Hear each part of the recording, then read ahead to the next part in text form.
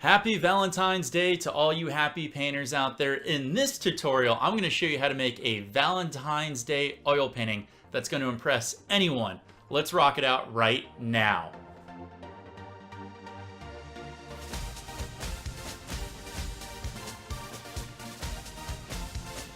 Happy Valentine's Day to you all. Wild for Games coming at you from my Creative Control playlist, where I try to bring you the best tips, tricks, and even painting along tutorials just like this one right here. If this is your first time here, consider subscribing because we're doing our best here to unlock your creative potential.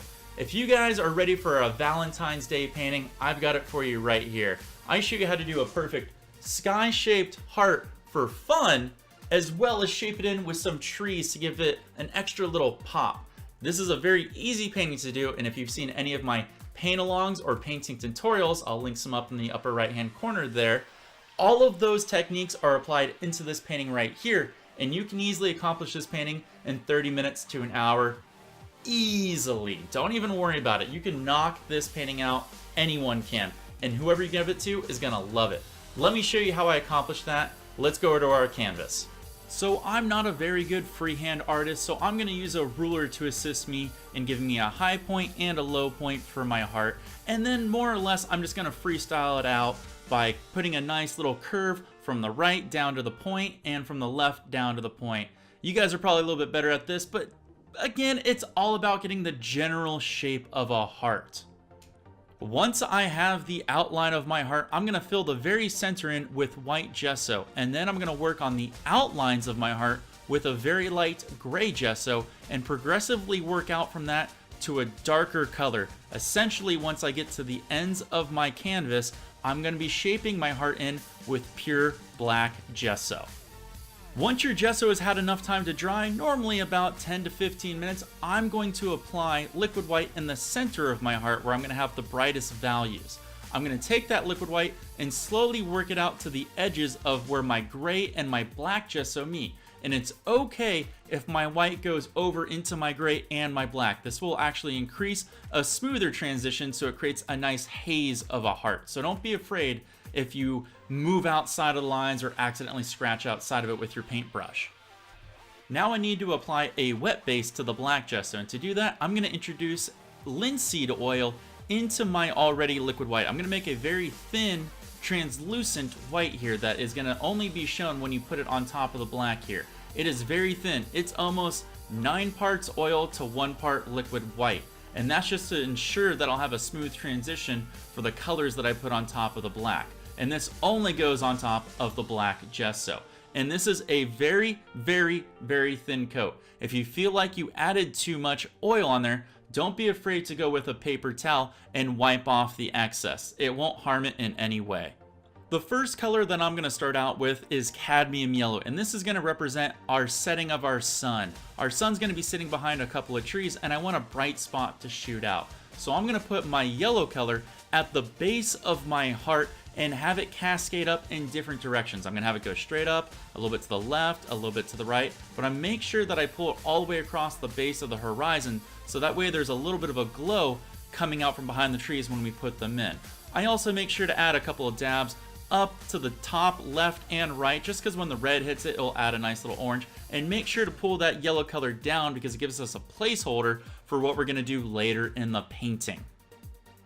The next color that we're going to use is a bright red. Make sure you tap it evenly through your paintbrush, and yes, we still are using that dirty same brush that had that yellow on it. Reason is it's going to create some bright streaks of orange sometimes when we push that paintbrush really hard against that canvas because it has that residual color in there. Basically, pull this color up from the middle section towards the top of our heart, and feel free to go left and right and dab it in certain colors. And don't be afraid to reapply more color from your palette to add darker, richer colors in different spots. Once again, this is your painting. Feel free to add what colors you want. I'm just trying to give the illusion that there's a heart in there, so make sure you fill in the heart with all of that red because it'll pay dividends later in this painting. Our next color of our sky that we're going to use is a Prussian blue, and this is a very dark blue. This is going to be the transitioning into the dark black sky that we have. We're going to apply this on the outside of our black gesso base that we put on earlier, and this is what's going to make that heart shape pop even more. And it's okay if this blue reaches into that red. It's completely fine. In fact, it might even help you because it's going to create a natural haze effect. But just follow that outside line of our heart with this blue, and you can pull it all the way down into the bottom half of our canvas. And don't be afraid, if you want to darken up that blue, to add a little bit of that black color that we have, because we're going to take the residual part of the black that we have left on of our brush and paint in those corners and create a nice vignette. So make sure all 4 corners have black that you're pulling down towards the center to create a natural vignette, and this again will help pull in that natural shape of that heart that we're trying to represent. Now that all of our base colors are applied to our canvas, we're going to go ahead and blend them in with a 2-inch brush.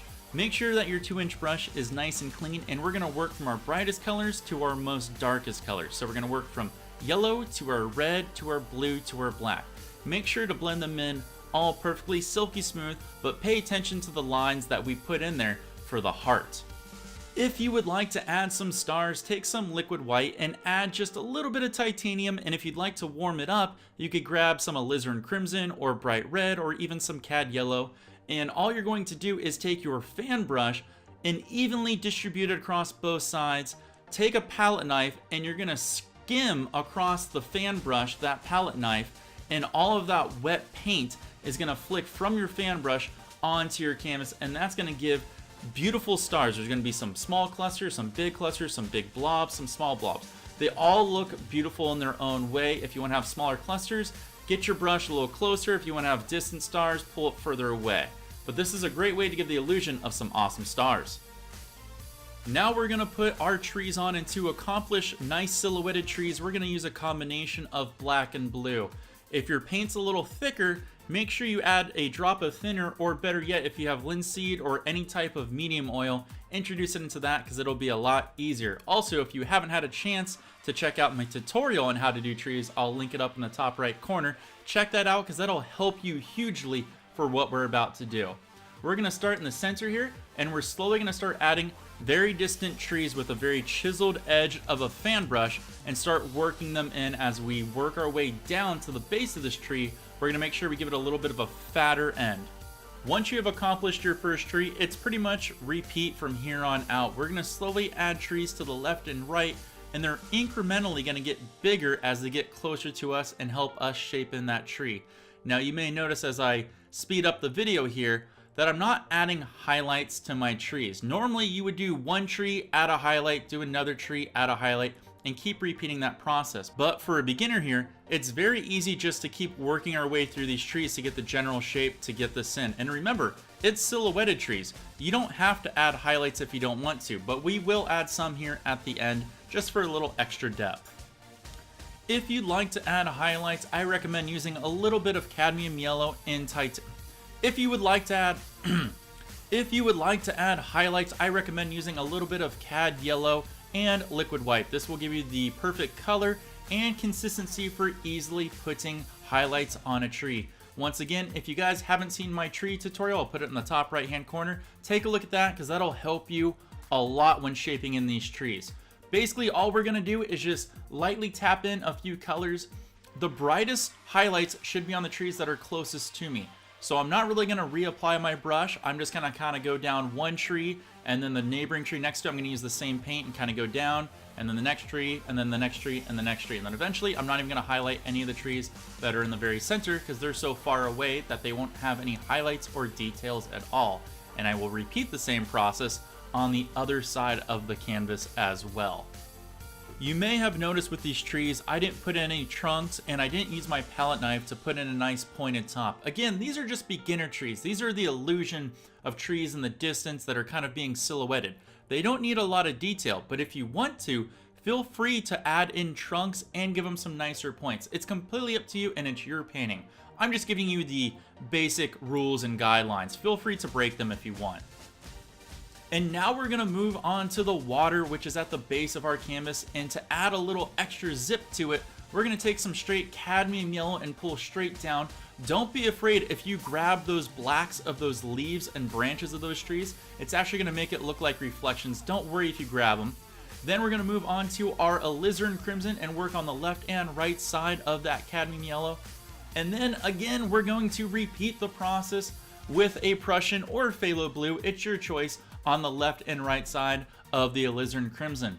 Once you have all of your colors in place, I like to use a 2-inch brush and pull down from the yellow first and work my way out to my red, and then work my way out to my blue.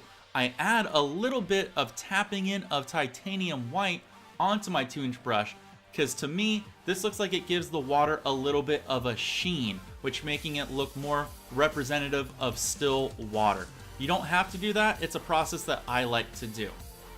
Now it's time to start shaping in our land, and to do that, we're going to use a combination of Van Dyke brown, cadmium yellow, and just a little bit of titanium white, and that's going to help pull out those colors. We're going to use our palette knife and start scraping, cutting, and zigzagging in all of the paint from the palette knife. We're only allowing the canvas to grab what it wants off of that palette knife.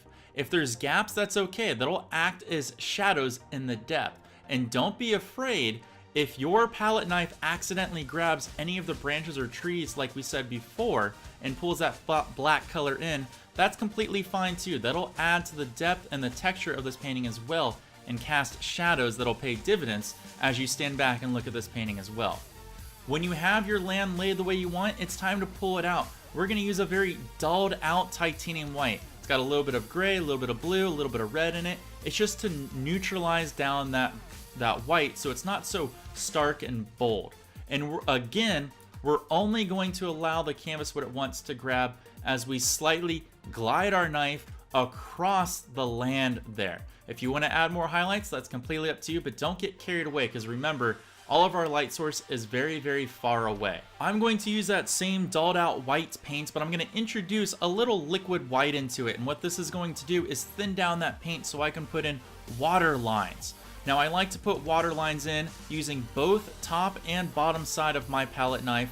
One for me acts as little splashes, the other one kind of looks more like ripples or little whitewash splashes happening on the shoreline or just off the shoreline. It's completely up to you what you like to use, how active you like to make your water. Have fun with it. You could put splashes, you can make it very still. It's completely up to you, but add just a little bit there. Don't get too carried away, otherwise it's gonna lose detail away from that heart, because you want your eyes to be drawn to the heart and not so much the base of your painting. With all of my water ripples in place the way that I like them, I sometimes like to fade them down and out and even farther away. Remember, as things get closer to you, there should be more detail. So I'm going to take my fan brush and slightly fade out the banks here, but as I get closer, I'm going to leave some of those harsher ripples untouched. I might just glide over them gently. Add any finishing touches that you'd like to do, and you have an awesome Hearted Sky completing painting that any girl or boy would love to have for Valentine's Day. Hopefully you guys like that one. It's a really fun one to do, and anybody can do it, from beginners to amateurs to professionals. Give it a nice shot and it makes an excellent Valentine's gift. I even made an extra one for a special Valentine out there. Hopefully I have a Valentine's this holiday season, but if not, at least I still got a happy painting.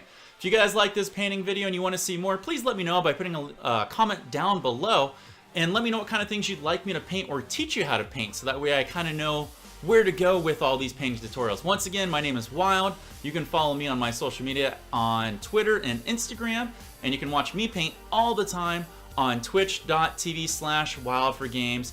I will see you guys all in the next painting tutorial next time. Take care and peace.